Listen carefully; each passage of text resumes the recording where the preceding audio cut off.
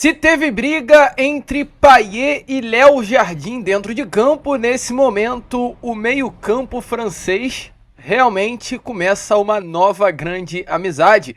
O suíço Maxime Domingues foi visto recentemente com toda a família de Dimitri Payet em um restaurante aqui no Rio de Janeiro, o que indica que, de fato, se antes o Léo Jardim era o grande amigo de Payet dentro do Vasco, nesse momento o suíço ganhou esse lugar. A gente vai falar sobre isso, falar também, é claro, sobre o próprio Dimitri Payet, que foi o grande destaque dessa vitória do Vasco da última segunda-feira contra a equipe do Bahia. Vamos trazer novidades com relação ao desempenho de Dimitri Payet, falar também um pouquinho sobre esse Brasileirão, né, de 2024 do Vasco da Gama, com números muito bons, e se comparado aos últimos campeonatos brasileiros, olha, meu amigo, a distância do Vasco da Gama é simplesmente assustadora. O 2024 do Vasco não é pouco bom, não, é muito bom, extremamente bom, assustadoramente bom. Além disso, falaremos aqui também sobre Cria, se destacando em território búlgaro, meu amigo.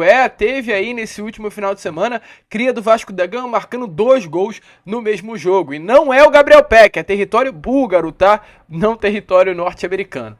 Mas enfim, vascaíno, teremos pela frente um Fala Gigante agitadíssimo, movimentadíssimo, cheio de novidades e cheio de informações para todos vocês. Porém, antes de começar o vídeo, antes de deixar aí todos vocês muito bem informados sobre o nosso Cruz Maltino, como sempre faço aqui no canal, quero dar as boas-vindas, né, claro, a todos vocês que estão chegando aqui ao nosso canal pela primeira vez. Para quem ainda não me conhece, vascaíno, muito prazer, eu sou o Lucas e você está no canal do Gigante Vasco, o canal do torcedor vascaíno. E é claro, né, Vascão, você que está aí do outro lado e ainda não é um inscrito do nosso canal, a gente vem agora mesmo te pedir a sua inscrição. Eu sei que pode parecer chato, pode parecer insistente, porém é a sua inscrição que faz o nosso trabalho crescer.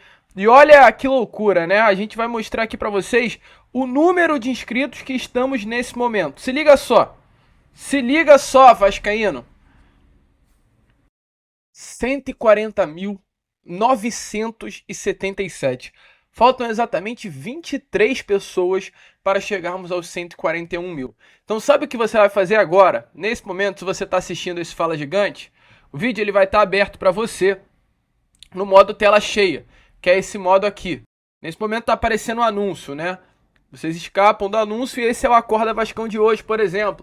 Aí vocês vão minimizar a tela, que é só virar o celular e vai apertar aqui, ó, nesse botãozinho do cantinho da imagem. Inscreva-se.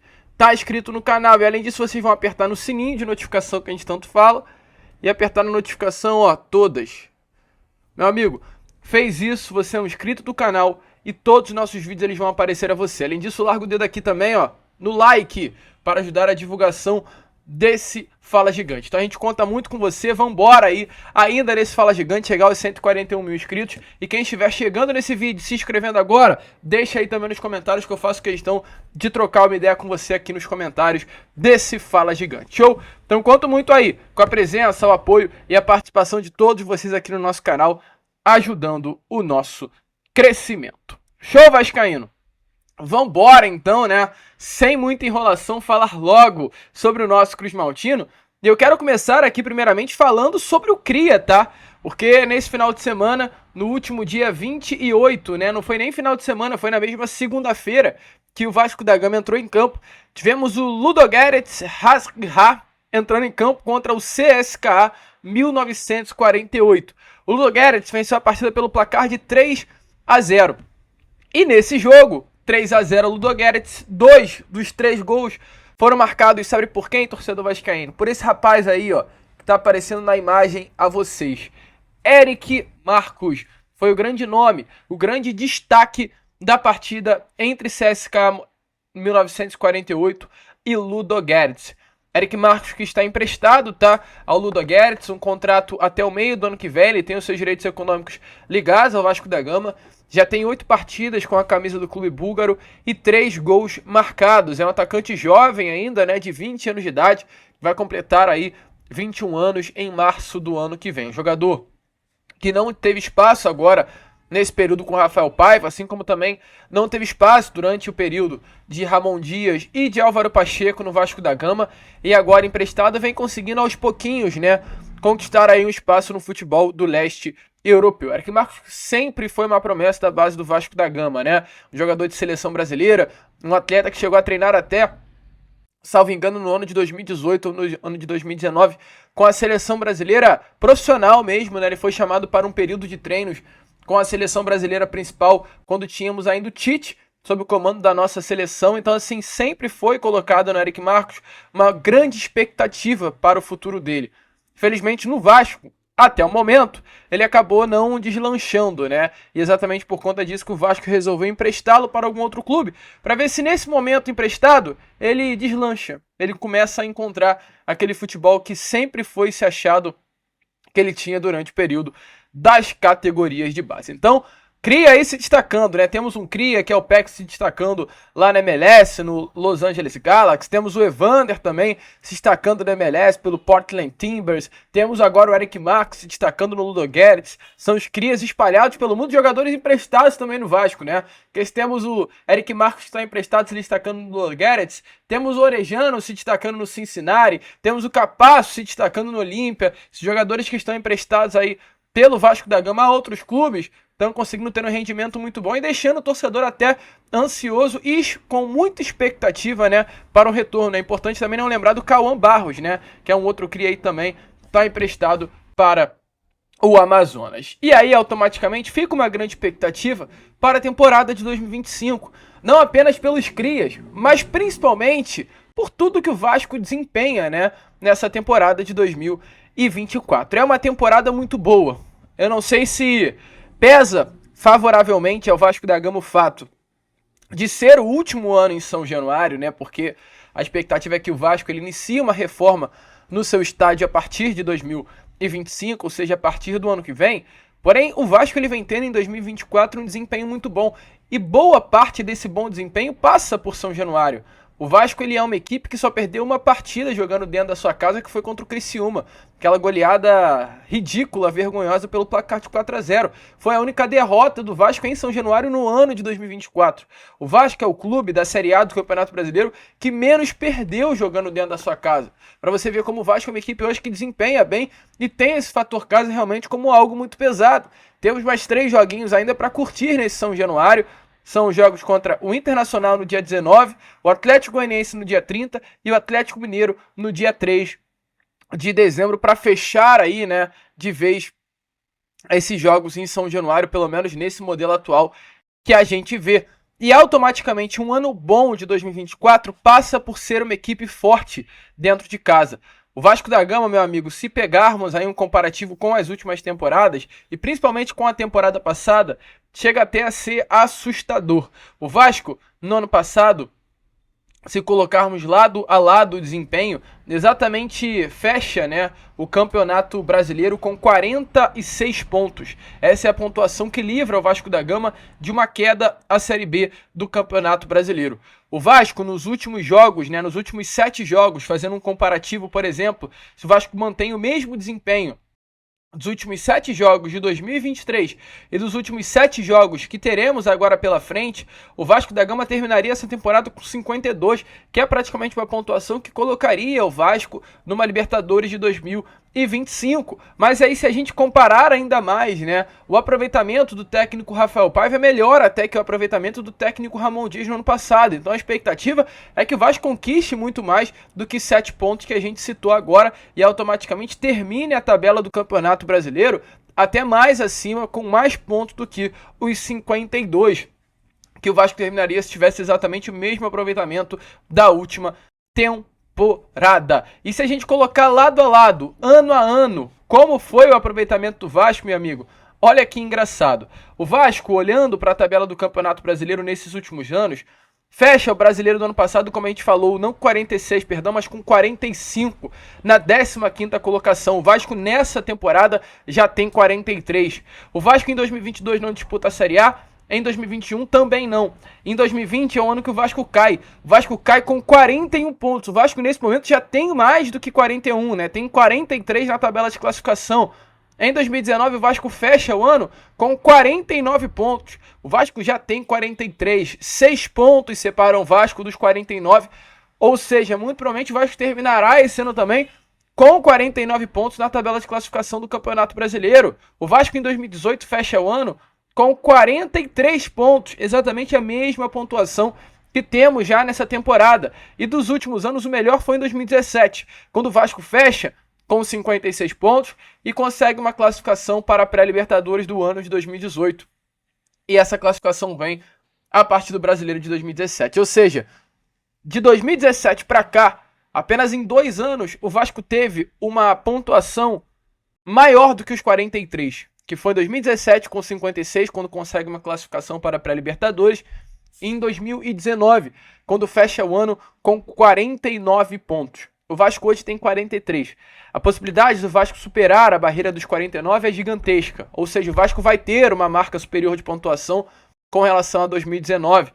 E a chance do Vasco terminar essa temporada com mais do que 56 também é muito grande. Ou seja, o Vasco da Gama poderá terminar esse ano de 2024, esse brasileiro de 2024, se romper essa barreira aí dos 56 pontos, melhor do que até o próprio ano que conseguiu uma vaga na Libertadores. E se olharmos a um longo prazo, a última vez que o Vasco termina um Campeonato Brasileiro com mais 56 foi lá em 2012, quando o Vasco briga pelo Campeonato Brasileiro, briga pelo título do Brasileirão.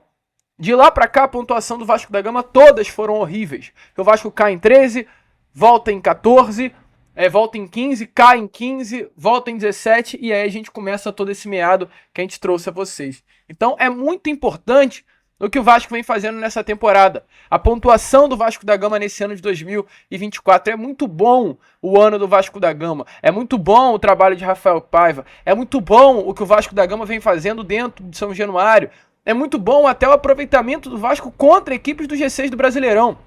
Foi divulgado recentemente pelo SofaScore o aproveitamento do Vasco da Gama contra as equipes do G6. E olha que surreal, o Vasco tem o 4º melhor aproveitamento, ele só fica atrás de Botafogo, Inter e Fortaleza contra as equipes do G6 do Campeonato Brasileiro. Quem é o G6 hoje? Botafogo, Palmeiras, Fortaleza, Flamengo, Inter e São Paulo. O Vasco é a equipe que tem melhor desempenho contra esses 6 times. Muito bom o desempenho do nosso Vasco da Gama. O Vasco só fica atrás das próprias equipes do G6, como está aparecendo aí na imagem a vocês. O problema do aproveitamento do Vasco é contra as equipes que não estão no G6, né? Que o Vasco acaba, infelizmente, perdendo ponto para essas equipes que estão mais da parte de baixo da tabela. Então o Vasco ele passa por um momento bom dentro de campo.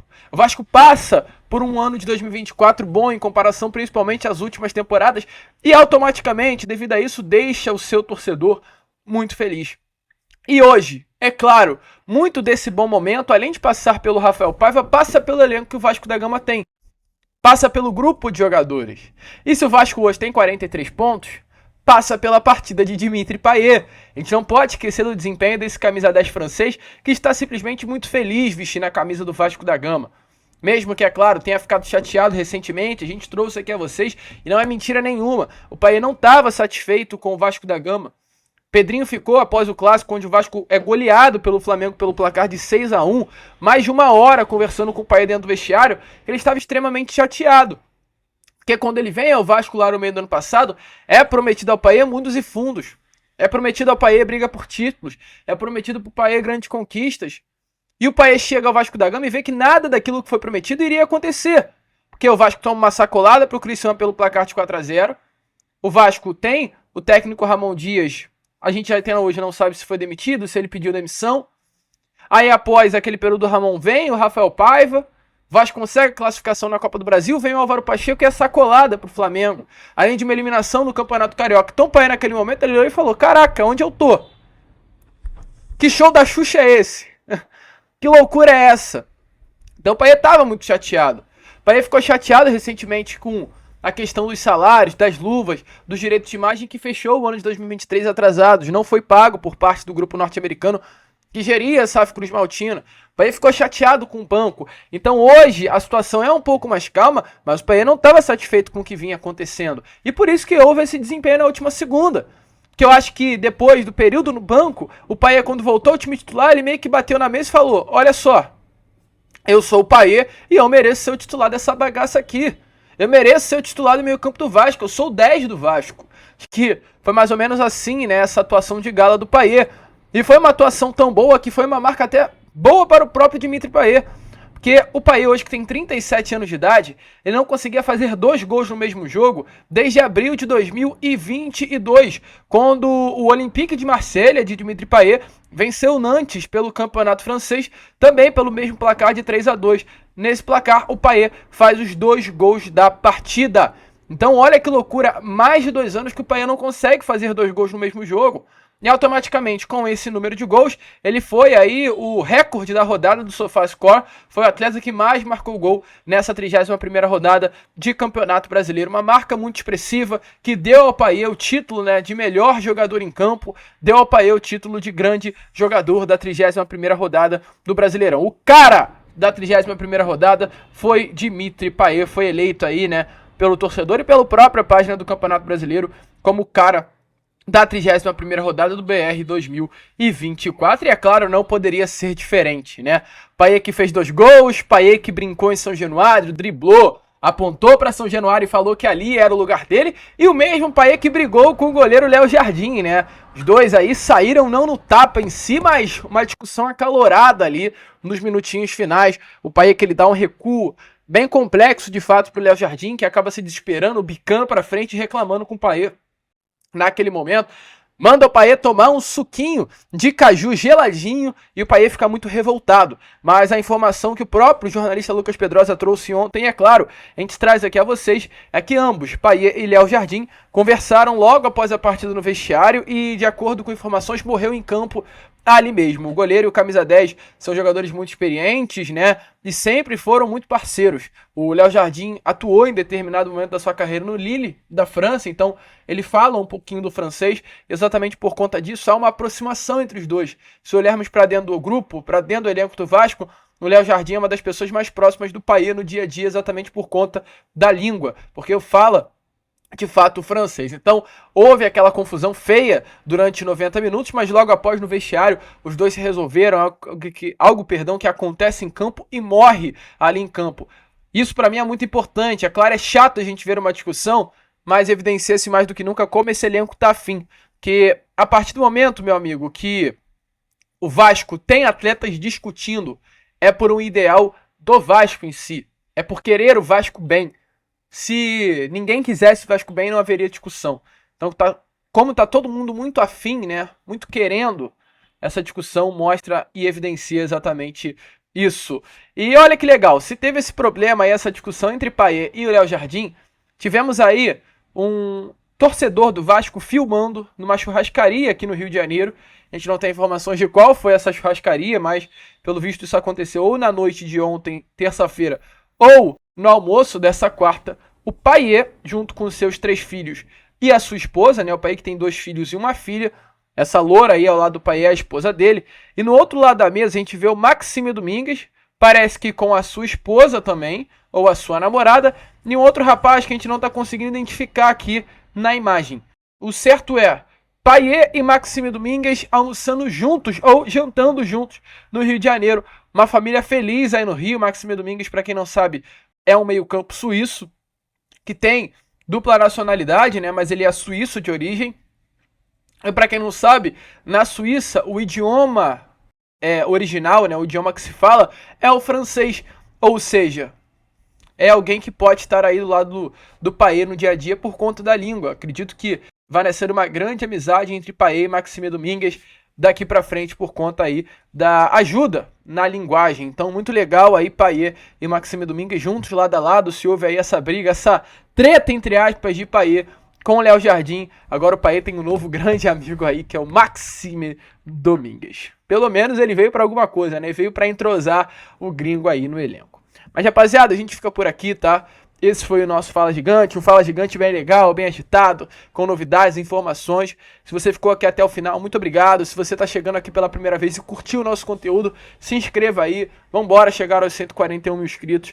Nós contamos muito com a presença e o apoio de todos vocês. Fechado, vascaíno? Vambora então! Vamos que vamos, hein? Ó, daqui a pouco a gente volta com o nosso Boa Noite Gigante, cheio de informações e cheio de novidades para todos vocês. Fechou? Vamos que vamos! Se inscrevam, compartilhem, ajudem aí o nosso crescimento. E como sempre falamos aqui, é claro, meu amigo, saudações vascaínas.